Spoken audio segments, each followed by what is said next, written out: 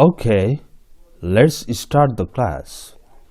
Before starting the class, let's review the previous topic. Yesterday, we talked about the usage of verb 1 root form. Okay, we talked different 5 conditions where verb 1 is used. Okay, but today's topic is different and useful for daily communication, daily speaking. Okay? And what's the topic today? The topic is म यसो गर्न लाग्दै थिएँ भनेर बोल्नु पर्छ कि पर्दैन? म यसो गर्न लाग्दै थिएँ अथवा म यसो गर्न आँट्दै थिएँ पनि भन्छन्, म यसो गर्न लाग्दै थिएँ पनि भन्छन्। यो भन्ने सजिलो स्ट्रक्चर तपाईले कहिले भन्नुहुन्छ म हजुरलाई फोन गर्न लाग्दै थिएँ, कहिले भन्नुहुन्छ म खाना खान लाग्दै थिएँ, कहिले भन्नुहुन्छ म बाहिर निस्किन लाग्दै थिएँ। यस्तो धेरै कुराहरू हामी गर्छौं।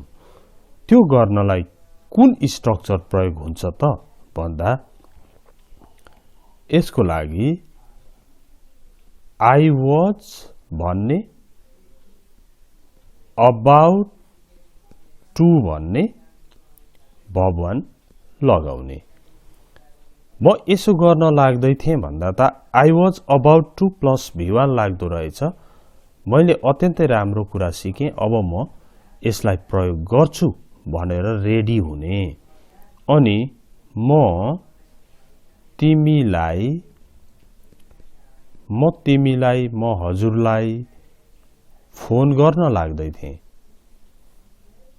फोन गर्न लाग्दै थिएँ, फोन गर्न लाग्दै थिएँ। म हजुरलाई फोन गर्न लाग्दै थिएँ भन्दाखेरि सिधै I was about to त यो रेडीमेड भइहाल्यो। I was about to अनि verb 1 भनेको call, तपाईलाई भनेको you।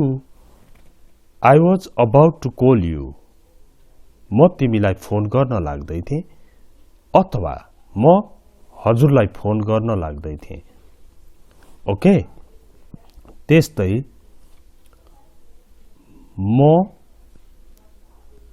सुत्न जान लाग्दै थिएँ, सुत्न जान लाग्दै थिएँ अथवा म सुत्न लाग्दै थिएँ, जे भने पनि हुन्छ। म सुत्न जान लाग्दै थिएँ भन्दा I was about to सिधै भइहाल्यो। I was about to सिधै भयो। अब go to bed, go to bed। I was about to go to bed, म सुत्न जान लाग्दै थिएँ। ओके, म सुत्न जान लाग्दै थिएँ। I was about to go to bed। यो भयो। अनि अब कति स्टुडेन्टहरुमा त एउटै सेन्टेन्समा टु दुई खेप आउँदैन। यस्तो झुटो कुराहरू पनि सिकाइएको सिकेको पाइयो, त्यस्तो हुँदैन। आवश्यकता अनुसार जतिपल्ट पनि आउँछ, फर पनि आउँछ, टु पनि आउँछ, त्यो त आवश्यकता हेरिकन जतिखेप पनि आउन सक्छ है। अनि म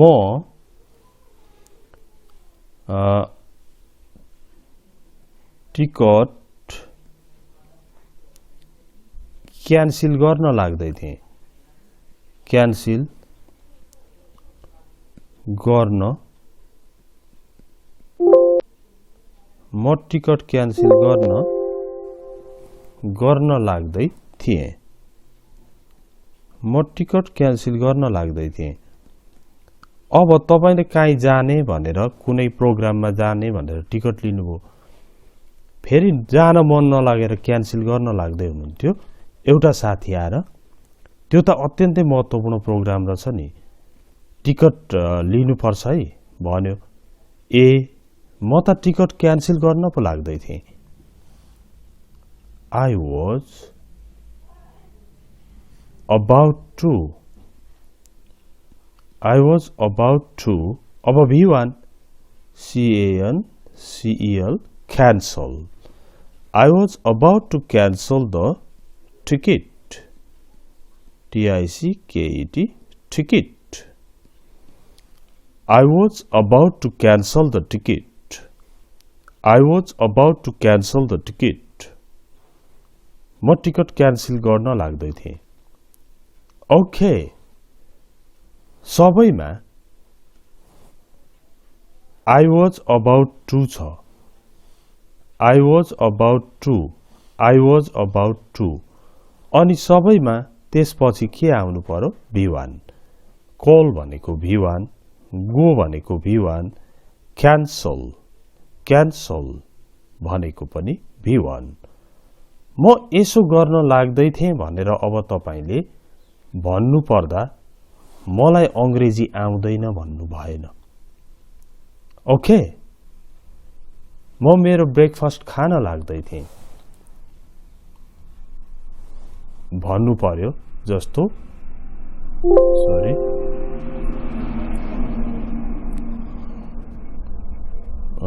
यसमा हेर्नुहोस् त म बिहानको खाजा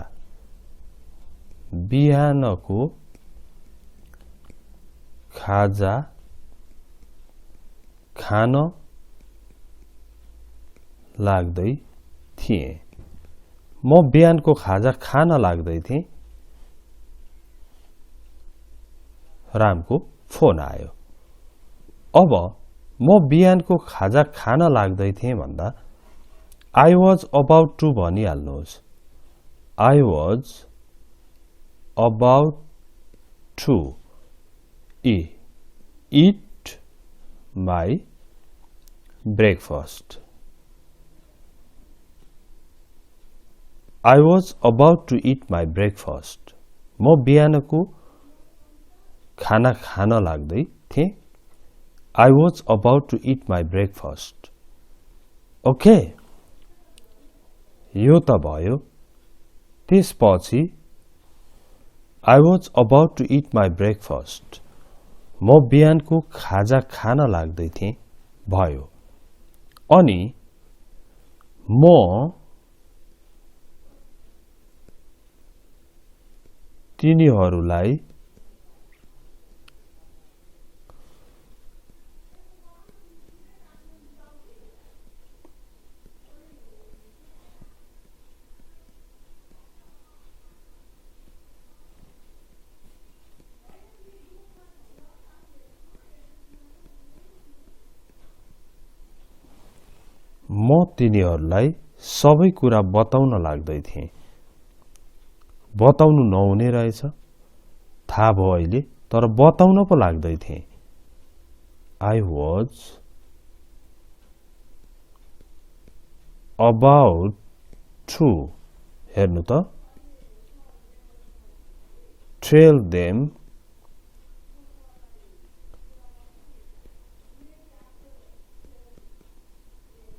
everything I was about to tell them everything म तिनीहरूलाई सबै कुरा बताउन लाग्दै थिएँ I was about to tell them everything okay यो त मैले बुझेँ जेमा पनि मिल्दो रहेछ म बेच्न लाग्दै थिएँ I was about to sell म किन्न लाग्दै थिएँ I was about to buy म दिन लाग्दै थिएँ I was about to give म पठाउन लाग्दै थिएँ I was about to send जे पनि मिल्दो रहेछ अनि अरु के प्रयोग हुन्छ भन्दा अरु धेरै प्रयोगहरू म देखाउँछु, तर त्यो भन्दा पहिला एकपल्ट तपाईले अर्को पनि I was about to हेर्नुहोस्। म मेरो डकुमेन्ट्सहरू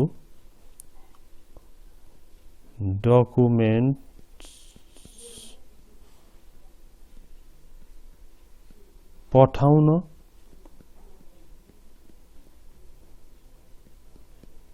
लाग्दै थिएँ। म मेरो डकुमेन्ट्स पठाउन लाग्दै थिएँ। I was about to send my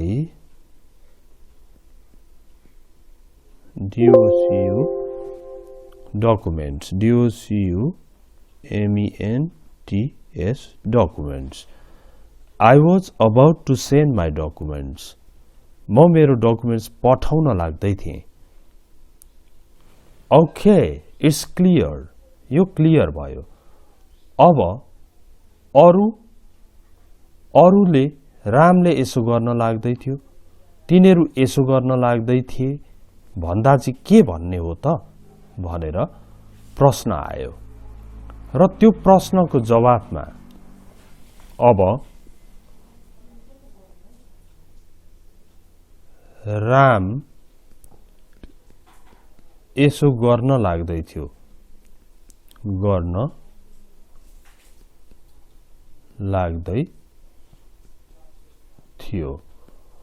Ram यसो गर्न लाग्दै थियो, राम उसो गर्न लाग्दै थियो भन्नु पर्यो भने चाहिँ कस्तो हुन्छ त भन्दाखेरि सिंगुलर सब्जेक्ट छ भने was about to भन्ने भित्री जोड दिने। केही छैन कि सिंगुलर सब्जेक्ट जस्तो राम भयो अनि रामसँग was नै लाग्छ। राम was about to भन्ने verb 1 लगाइदिने। भनेपछि यो त धेरै उपयोगी कुरा रहेछ। राम was about to भन्ने verb 1 लाउने होइन त। राम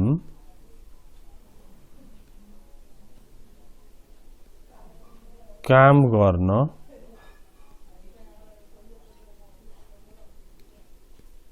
जान लाग्दै थियो। राम काम गर्न जान लाग्दै थियो भनेपछि राम was about to भइहाल्यो। अब verb 1 go to work। हेर्नु त, Ram was about to go to work। Ram काम गर्न जान लाग्दै थियो। मैले कुरा बुझेँ। राम काम गर्न जान लाग्दै थियो भन्ने मान्छेले मेरो बुवा अफिस जान लाग्दै हुनुहुन्थ्यो भन्नु पर्यो भने पनि was about to लाग्छ। मेरो बुवा कार्यालय जान लाग्दै हुनुहुन्थ्यो, लाग्दै हुनुहुन्थ्यो।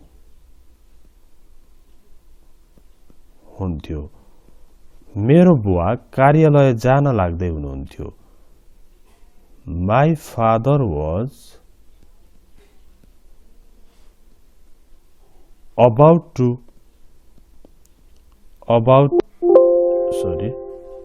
my father was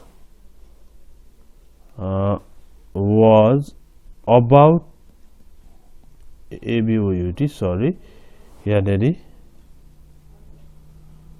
about to मा अलिकति गडबड गर्यो। My father was about to go to office My father was about to go to office. मेरो बुवा अफिस जान लाग्दै हुनुहुन्थ्यो। अब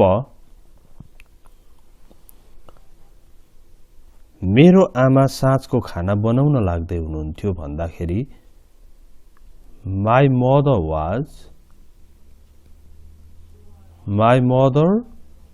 was about to cook dinner. My mother was about to cook dinner. मेरो आमा साँझको खाना बनाउन लाग्दै हुनुहुन्थ्यो। My mother was about to cook dinner. यो सबै सेन्टेन्सहरुमा के चाहिँ कमन छ भने was about to plus B1, was about to plus B1, was about to plus B1. Okay, यसो गर्न लाग्दै थियो, उसो गर्न लाग्दै थियो भनेको त was about to plus B1 रहेछ। अनि म यसो गर्न लाग्दै थिएँ, I was about to plus B1. रामले यसो गर्न लाग्दै थियो, Ram was about to plus B1. भनेपछि जुनैसँग पनि singular सब्जेक्टसँग was about to plus B1 लाग्दो रहेछ। त्यसो भए तिनीहरूले यसो गर्न लाग्दै थिए, उसो गर्न लाग्दै थिए भन्न चाहिँ कसरी गर्ने त भन्दा चाहिँ प्लुरल सब्जेक्ट हुने बित्तिकै was को ठाउँमा where आउँछ भनेपछि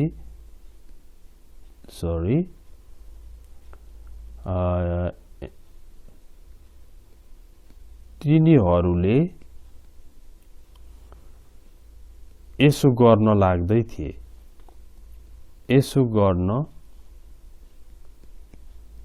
लाग्दै थिए भनेपछि यसको चाहिँ स्ट्रक्चर के हो त भन्दाखेरि तिनीहरू भनेपछि दे भयो। हेर्नुस् है, अब देसँग वाज नआउने भएपछि वेयर भयो।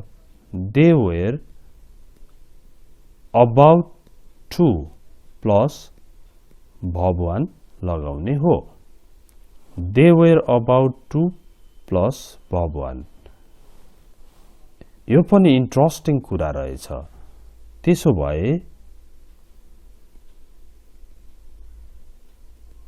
तिनीहरू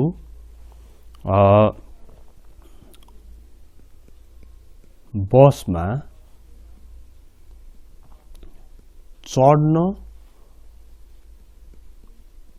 लाग्दै थिए। तिनीहरू बसमा चढ्न लाग्दै थिए भन्नु पर्यो भने अब दे वेयर अबाउट टु आउने भयो सिधै। हेर्नु त, दे वेयर आयो, about to get on the bus. बसमा चढ्नुलाई गेट अन भनिन्छ, बसबाट उत्रनुलाई गेट अफ भनिन्छ, OFF off. They were about to get on the bus. तिनीहरू बसमा चढ्न लाग्दै थिए। यो त राम्रो कुरा आयो। त्यसो भए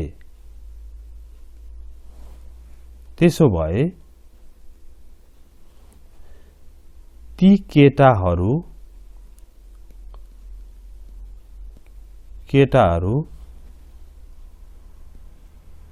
बलपूर्वक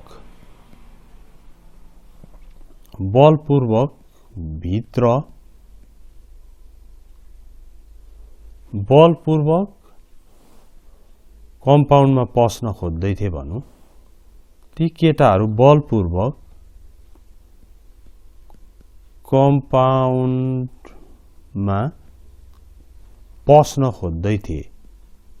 पस्न खोज्दै थिए। ती केटाहरू बलपूर्वक कम्पाउन्डमा पस्न खोज्दै थिए। भन्दाखेरि चाहिँ के गर्ने त भनेपछि द बोइज भयो ती केटाहरू।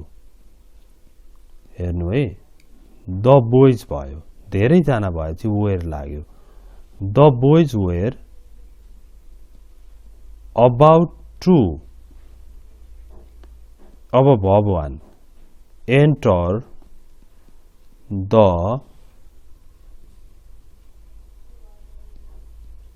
compound by force, बल जफ्तीलाई by force भनिन्छ। The boys were about to enter the compound by force, ती केटाहरू बलपूर्वक कम्पाउन्डमा पस्न खोज्दै थिए। The boys were about to enter the compound by force. Then I controlled, मैले कन्ट्रोल गरेँ। यो कुराहरू यस्तै गरी हाम्रो डेली लाइफमा अत्यन्तै धेरै कुराहरू हुन्छन्। धेरै युजफुल छ यो स्ट्रक्चर। यसमा तपाईले कुनै शंका नगरिकन प्रयोग गर्नु पर्ने हुन्छ। जस्तो मेरो बुवा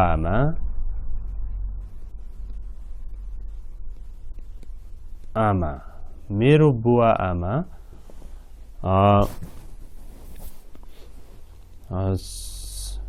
लन्च खान लाग्दै हुनुहुन्थ्यो। लन्च खान लाग्दै हुनुहुन्थ्यो। मेरो बुवा आमा लन्च खान लाग्दै हुनुहुन्थ्यो भन्नु पर्यो भने यो त वाज अबाउट टु को काम हो। Was about to plus V1 आउँछ। अब माई पेरेन्ट्स भनेपछि वाजले अलिक हुँदैन, वेयर लाग्छ भनेर माई पेरेन्ट्स भनेपछि त वाज लागेन। Were about to have lunch. My parents were about to have lunch. तपाईले have को ठाउँमा take अथवा eat जे भने पनि हुन्छ। ओके, आज हामीले अत्यन्तै उपयोगी स्ट्रक्चरको कुरा गर्यौं। यदि तपाई सुरुको लेभलमा हुनुहुन्छ, यो भन्दा अगाडिको कुरा चाहिन्छ भने English learning home, English learning home ELH भनेर युट्युब सर्चमा गएर इंग्लिश लर्निङ होम ELH लेख्नुहोस्। एउटा रातो घरको पिक्चर भएको लिंक आउँछ, त्यसमा क्लिक गरेर सब्स्क्राइब गर्नुहोस्। अनि मैले धेरै जना भुलिएको देखेको छु है, त्यो लिंक खुल्छ, यो खुल्छ, ELH खोल्नुहोस्, सब्स्क्राइब गर्नुहोस् अनि प्लेलिस्टमा जानुहोस्। त्यसको भिडियोज प्लेलिस्ट भनेर त्यहाँ दिएको हुन्छ नि, यहाँ भिडियोज हुन्छ, यहाँ प्लेलिस्ट हुन्छ, यता यता यता हुन्छ। त्यो प्लेलिस्टमा क्लिक गर्नुहोस् र च्याप्टर